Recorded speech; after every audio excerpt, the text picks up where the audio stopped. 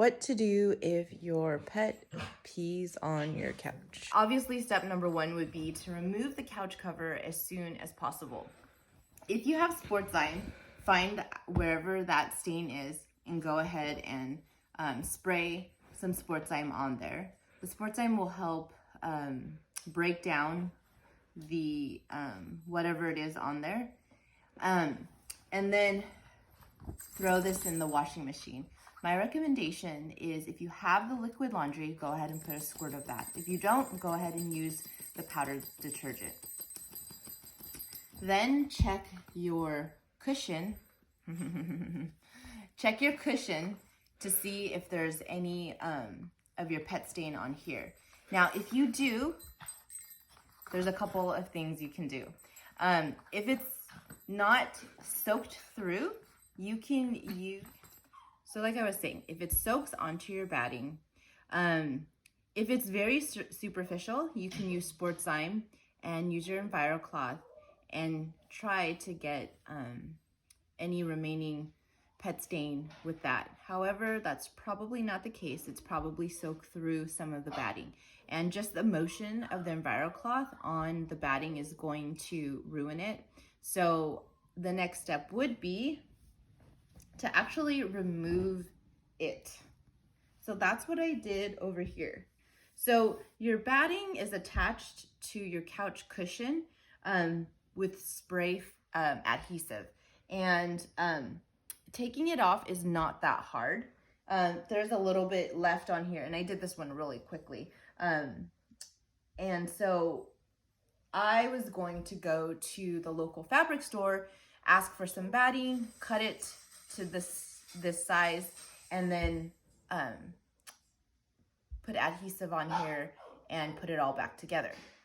However, I still didn't want to spend the money to replace the batting.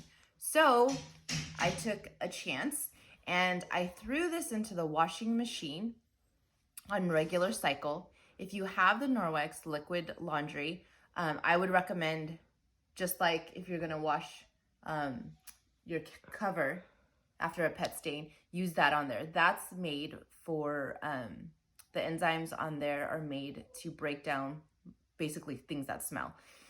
So I did that.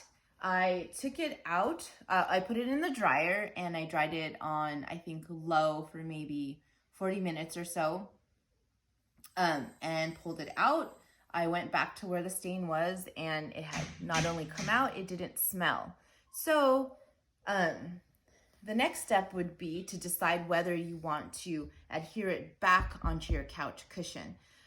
You can pick up spray adhesive at your local craft store, maybe even like a Home Depot or Lowe's repair store, home improvement store.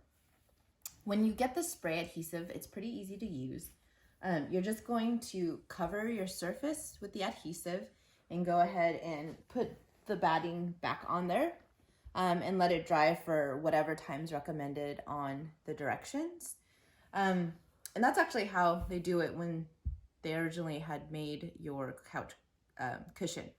So the other option is, if you think especially you're going to have the same problem again with the pet stain, is to just put it back on here without using the adhesive. However, these kinds of cushions that are rectangular aren't so bad to get the cushion back in, but we have one of these chaise lounges here and it has a cutout. So that's a little more difficult because when you're squeezing the cushion to fit into the cover, the batting and the cushion start to become separated and tangled and with one another. So in that case, I would highly recommend putting the adhesive on it. But if you have just a rectangular cushion, just laying it on top and then fitting it in is pretty easy. Of course, if the pet stain has gone through the cover, the batting, and the cushion, you'll have to replace it. But I've looked online, and the cushions aren't extremely expensive. I think for a long one like this, it was going to be $100. So I don't know what this one would cost, but it's definitely cheaper than buying a new cushion.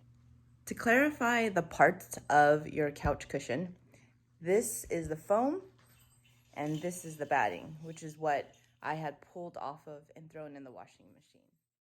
So I hope this money-saving tip works for you.